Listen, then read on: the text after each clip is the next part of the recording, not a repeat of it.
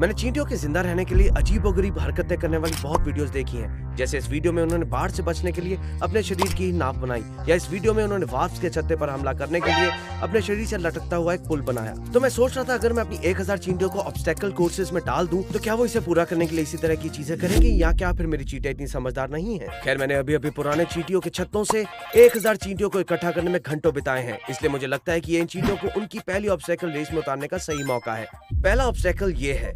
असल में हम नीचे कुछ बड़े मरे हुए कीड़े रखेंगे और फिर उसे ढेर सारी रेत से भर देंगे ताकि वो चींटी के एक 2D छत्ते जैसा बन जाए। असल में हम चींटियों को यहाँ तरह तरह की सुरंगें खोदते हुए देखेंगे, और अगर उन्हें नीचे छिपा हुआ कीड़ा मकोड़ा मिल जाता है तो वो इस बाधा को पार करके आगे बढ़ जाएंगी, जो वीडियो के आगे बढ़ने के साथ साथ और भी मुश्किल होती जाएंगी। ठीक है, चलिए अब समय बर्बाद ना करते हुए इस ऑब्स्टेकल चैलेंज को शुरू करते हैं। वाह, ये तो बहुत ही सेटिस्फाइंग है, एक साथ 1000 चींटियों को देखना। ठीक है, अब जाहिर है चींटियां तुरंत ऊपर के हिस्से की दीवारों पर चढ़कर भागने की कोशिश करने लगती हैं। लेकिन हैरानी की बात यह है कि कई चींटियां घोंसले के बीच वाले 2D हिस्से में खुदाई शुरू कर चुकी थी, और ये तो बहुत तेजी से हो रहा है। रुको, क्या टैंक के किनारे पर भी कुछ काम चल रहा है? अरे, मैंने इन्हें अभी 45 सेकंड पहले ही डाला था और इन्होंने लगभग आधा इंच नीचे तक खुदाई कर ली है। व्हाट? हाँ, और अगर आप टाइम देखें तो आप देख सकते हैं कि ये कितनी तेजी से काम कर रही हैं। ये रेत में छोटी छोटी सुरंगें खोदने के लिए सचमुच मिनी ड्रिल की तरह काम करती हैं, लेकिन असल में ये एक थका देने वाली और मुश्किल प्रोसेस है जिसमें रेत के हर एक कण को जमीन के नीचे काम करने वाली चींटी से लेना पड़ता है, इसे छोटे से छेद से सतह तक लाना पड़ता है और फिर यहाँ रेत के ढेर पर गिराना पड़ता है। जब मैं रिकॉर्ड कर रहा था तब दिन ढल चुका था, इसलिए मैंने लाइट बंद कर दी और अगले दिन आकर देखा कि क्या हुआ। दोस्तों, अगले दिन जब मैं वापस आया तो चींटियों का घोंसला कुछ इस तरह दिख रहा था। अरे यार, ये क्या है? सिर्फ 8 घंटे ही हुए हैं, इन चींटियों ने इतना कॉम्प्लेक्स नेस्ट कैसे बना लिया? और सिर्फ ये कॉम्प्लेक्स सुरंगें ही नहीं बनी, बल्कि याद है मैंने नीचे खाने के लिए कुछ मरे हुए कीड़े भी रखे थे। ये भी साफ है कि चींटियों को वो भी मिल गए, और ऐसा लग रहा है जैसे पूरी कॉलोनी उन पर टूट पड़ी हो और उन्होंने खाना शुरू कर दिया हो। और क्योंकि वो कीड़ों तक पहुंच गए तो टेक्निकली इसका मतलब है कि उन्होंने पहली बाधा यानी ऑब्स्टेकल को पार कर लिया है। मैं बहुत खुश हूँ, कांग्रेचुलेशंस दोस्तों। ये सब इतनी तेजी से हुआ कि कैमरे में कैप्चर भी नहीं कर पाया।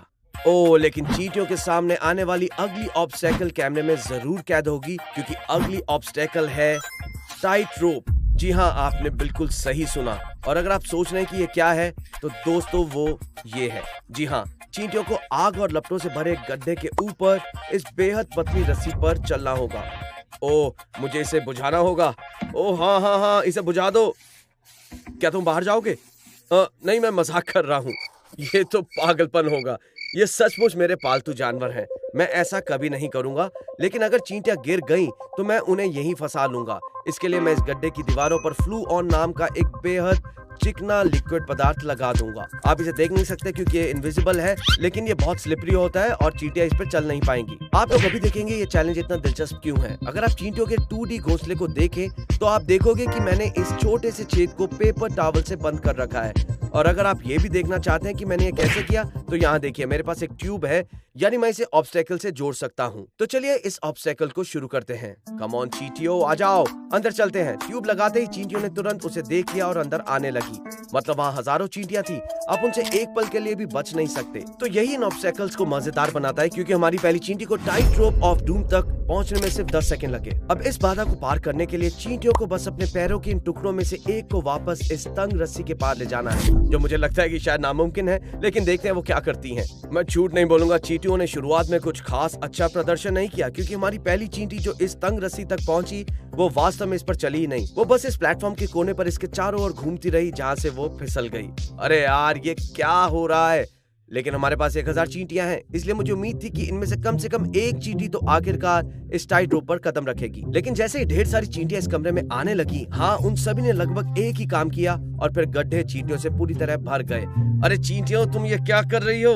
नहीं, मैं मजाक कर रहा हूँ। मुझे लगता है कि वास्तव में मेरी गलती है और उन्हें इस तंग रस्सी पर चढ़ने के लिए मजबूर करने के लिए मुझे कुछ भरपाई तो करनी होगी। चलिए मैं आपको दिखाता हूँ कि मैं इसे कैसे ठीक करने वाला हूँ। असल में मैंने सबसे पहले टाइट रोप पर 2 एक्स्ट्रा धागे टेप से चिपका दिए ताकि ये थोड़ी मोटी हो जाए, जिससे चींटियां इस पर चलते समय सुरक्षित महसूस करें। और साथ ही मैंने टाइट रोप पर ये इंसेक्ट जेली फीड भी रब कर दी ताकि पुल से जेली स्मेल आए, और हाँ, उम्मीद है कि इस पर वो चलने लगेंगी। बिल्कुल ऐसा ही हुआ, क्योंकि पहले ही मिनट में हमारी पहली चींटियां रस्सी पर चलने लगी और बहुत धीरे धीरे उसका मुआयना करने लगी।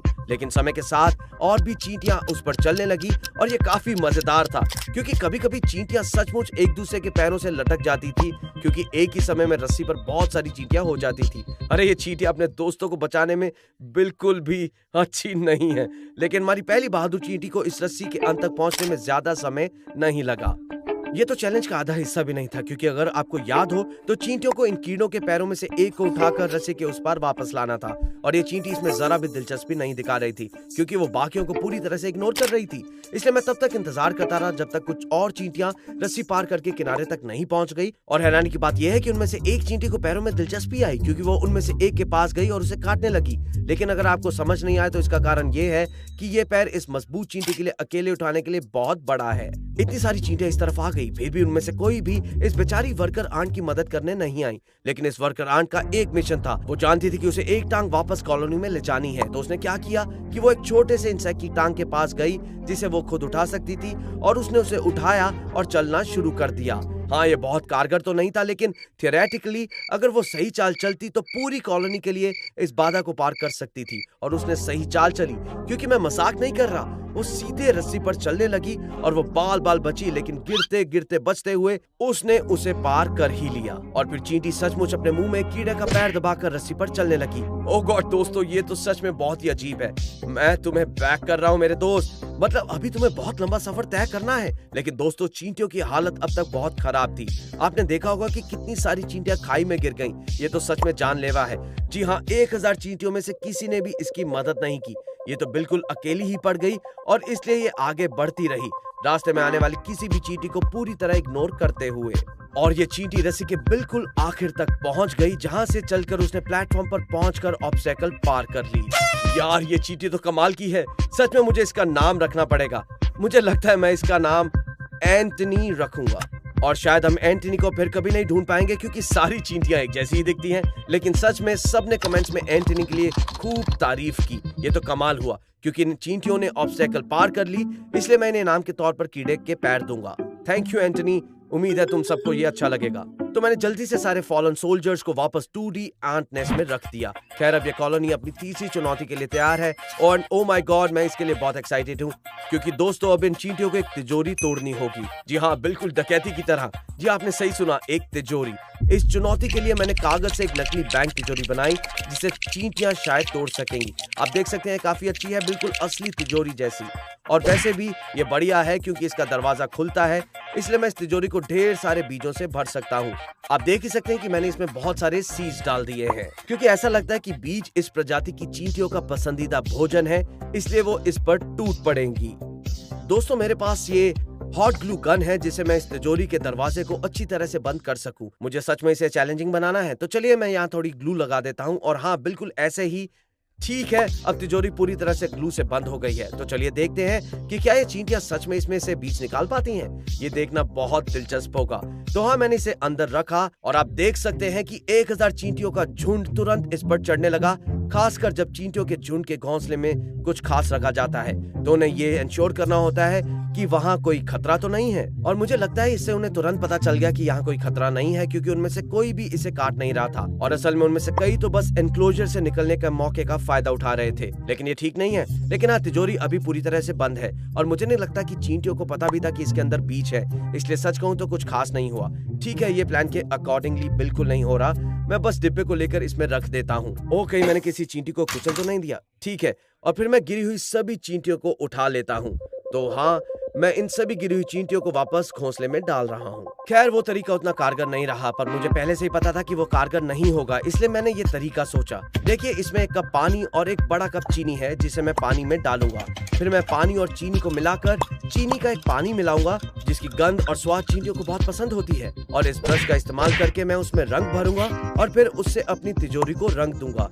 इससे तिजोरी का टेस्ट ना सिर्फ चीनी जैसा हो जाएगा बल्कि कागज से बनी होने के कारण थोड़ी गीली भी हो जाएगी, जिससे चींटियां उसे कुतरकर बीजों तक पहुंच सकेंगी। मैंने इस तिजोरी को चीनी के पानी में भिगो दिया और बिना समय बर्बाद किए इसे घोंसले में रख दिया। तो चींटियों अब तुम्हारे काम की बारी है, देखते हैं कि इस बार तुम क्या करती हो। एंड ओ माय गॉड, इस बार तो चीजें बहुत ज्यादा दिलचस्प थी, क्योंकि देखते ही देखते ढेर सारी चींटियां ज्यादा दिलचस्पी दिखाने लगी। आप देख सकते हैं कि तिजोरी पर चलने के बाद चींटियां एकदम स्थिर खड़ी हो जाती थी। ऐसा इसलिए था क्योंकि वो अपना मुंह कागज पर लगा रही थी और उस पर लगी सारी चीनी चाट रही थी। यम्मी होगा इनके लिए। ये वैसा नहीं था जैसे मैंने सोचा था। मुझे लगा कि इससे वो कागज को चबाएंगी, ना कि चाटेंगी। लेकिन हाँ, बहुत सारी चींटियों को चीनी का भरपूर हिस्सा मिल गया। हालांकि मैंने एक भी चींटी को यहाँ बीज ढूंढने या उन्हें पहचानने की कोशिश करते हुए नहीं देखा। खैर, ये तब तक चला जब तक आप यहाँ छेद देखते हैं। अचानक से एक चींटी इसके पास आई और छेद में चली गई। और हाँ, इस छेद में एक चींटी थी जिसके पास बीजों का खजाना था। मुझे नहीं पता कि ये छेद यहाँ कैसे बना। शायद चीनी के पानी की नमी से ये बन गया होगा या किसी और कारण से। ये तो कमाल ही हो गया। मुझे नहीं लगता था कि ये इस ऑब्स्टेकल को पार कर पाएंगी, लेकिन ओ माय गॉड, इन चींटियों ने तो इस ऑब्स्टेकल को भी पार कर लिया। चलो मैं इस तिजोरी से सारी फालतू चींटियों को जल्दी से हटा देता हूँ। और हाँ, जब सारी फालतू चींटियां गिर गई तो मैंने तिजोरी को काट कर देखा कि क्या वो चींटी सच में अंदर पहुंच गई थी। और जैसे कि आप देख सकते हैं, वो बिल्कुल अंदर पहुंच गई थी। अरे यार, तुम्हारी चींटियों की टोली को पता ही नहीं चला कि तुमने उनके लिए कितना बड़ा काम कर दिया। सोचो, अगर ये एंटनी हो, वही चींटी जिसने ऑब्स्टेकल कोर्स जीता था, तो ये कमाल की बात होगी। खैर, मुझे नहीं पता कि ये वो चींटी है या नहीं, लेकिन मुझे ये चींटी चाहिए। तो हाँ, मैंने अभी भी तिजोरी का सारा खजाना चींटियों के 2D नेस्ट पर उड़ेल दिया और चींटियों को अब तक भरपूर खाना मिल चुका है। लेकिन मैंने सबसे मुश्किल चुनौती को आखिर के लिए बचा कर रखा था, ताकि पता चल सके कि मेरी चींटियों की कॉलोनी कितनी समझदार है। और ये आखिरी चुनौती है जमीन का लावा। जी हाँ, जमीन ही लावा बन जाएगी। और शुक्र है मैंने इसे पहले यहाँ बना लिया था। ये फाइनल ऑब्स्टेकल है। और आप सोच रहे होंगे, अरे यार, टेरा ग्रीन लावा कहाँ है? तो लावा जमीन पर बनी ये रेड स्ट्रिप्स है।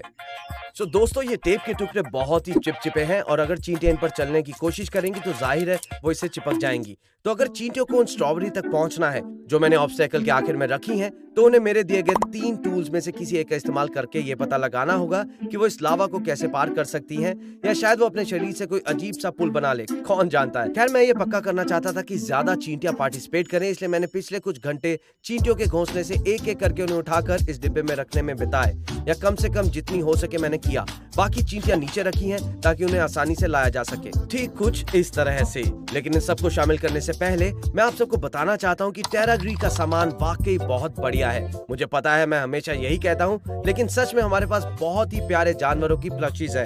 मैं आपको बस याद दिलाना चाहता हूँ कि अगर आप ये सामान क्रिसमस से पहले या साल के अंत से पहले खरीदना चाहते हैं तो इसे जल्द से जल्द खरीद लें, ताकि ये टाइम रहते आप तक पहुँच सके। खैर दोस्तों, आपके समर्थन के लिए बहुत बहुत धन्यवाद। और चलिए इस आखिरी चुनौती को पूरा करते हैं। खैर, मैंने जरा भी देर नहीं की और चींटियों को सीधे अंदर डाल दिया। अगर आपको समझ नहीं आया हो तो मैंने ऑब्स्टेकल का डिजाइन थोड़ा बदल दिया है, क्योंकि अगर आपको वो लाल टेप याद हो तो मैंने उसकी जगह और भी ज्यादा चिपचिपी और मोटी टेप लगा दी है, ताकि ये चींटियां उस पर से आसानी से ना निकल सके। चलिए देखते हैं क्या करती हैं। जैसे कि आप शायद समझ गए होंगे, बहुत सी चींटियां तुरंत टेप के पास गई और आगे की तरफ थोड़ी अटक गई। तो चिंता मत करो दोस्तों, मैं इस ऑब्स्टेकल के दौरान चींटियों पर नजर रखूंगा और जो भी चींटी बीच में बुरी तरह अटक जाएगी, मैं ट्वीजर से उसे उठाकर साइड पर कर दूंगा ताकि उन्हें कोई चोट ना लगे। खैर, इस टेप को पार करने के लिए, जैसा कि मैंने पहले कहा था, मैंने इन चींटियों को अलग अलग टूल्स दिए, जैसे मिट्टी का ढेर, कुछ धागे और लकड़ी के टुकड़े, ये देखने के लिए कि क्या वो इन चीजों का इस्तेमाल करके टेप को पार करने में कामयाब रहेंगी। और भले ही ऐसा लग रहा हो कि चींटियां इन टूल्स का इस्तेमाल नहीं कर रही हैं, लेकिन अगर आप मिट्टी के पास नीचे ध्यान से देखें तो उन्होंने मिट्टी के इस ढेर को टेप पर धकेलना शुरू कर दिया है, ताकि एक छोटा सा पुल बन जाए जिस पर वो चल सके। अगर वो इस पुल को इस तरह बनाती रही तो वो इसे आसानी से पार कर लेंगी। तो मुझे लगता है कि मेरी चींटियां हैं तो थोड़ी समझदार। लेकिन दोस्तों, जब मैं ये वीडियो बना रहा था तभी मैंने देखा कि एक चींटी टेप पर चल रही थी और किसी तरह बिल्कुल अंत तक पहुंच गई थी। मुझे नहीं पता कि इस चींटी ने टेप की चिपचिपाहट को कैसे नजरअंदाज कर दिया। लगता है उसके पैर बहुत मजबूत थे, क्योंकि वो बिल्कुल अंत तक पहुंच गई, जहां उसे टेप से खुद को अलग करने में थोड़ी दिक्कत हुई, लेकिन आखिरकार वो कामयाब हो गई। और वाह, इस चींटी ने तो टेक्निकली इस ऑब्स्टेकल को पार कर लिया है। अरे यार, मैंने तो इस चींटी को देखा भी नहीं था, लेकिन फिर भी इसने बाधा पार कर ली। वेरी वेल डन दोस्त। आप भी देख सकते हैं यहाँ पर एक चींटी है। ये तो कमाल की बात है। पिछले 3 ऑब्स्टेकल्स में से एक ही चींटी ने पूरी कॉलोनी के लिए सारा भार क्यों उठाया। खैर मुझे इन सभी को टेप से हटाना था ताकि उन्हें कोई चोट ना लगे। तो हाँ, मैंने उन सभी को एक डिब्बे में उठाकर उनके नेस्ट में सुरक्षित वापस पहुंचा दिया। ठीक है, क्योंकि इन्होंने इसे पार कर लिया इसलिए मैं इन्हें स्ट्रॉबेरी का ये टुकड़ा दे रहा हूँ। और क्योंकि चींटियों ने मेरे द्वारा दी गई सभी ऑब्स्टेकल्स को पार कर लिया है, मैं उन्हें ये बिल्कुल नया आंट नेस्ट दे रहा हूँ। असल में थोड़ा छोटा है और इसके ऊपर एक शानदार बाहरी दुनिया है और मुझे लगता है कि ये उनके लिए थोड़ा बेहतर है, इसलिए मैं जाकर उन्हें वहाँ ले जा रहा हूँ। खैर उम्मीद है कि इस वीडियो ने आपको एंटरटेन किया होगा और आपको चींटियों के बारे में कुछ नया सीखने को मिला होगा।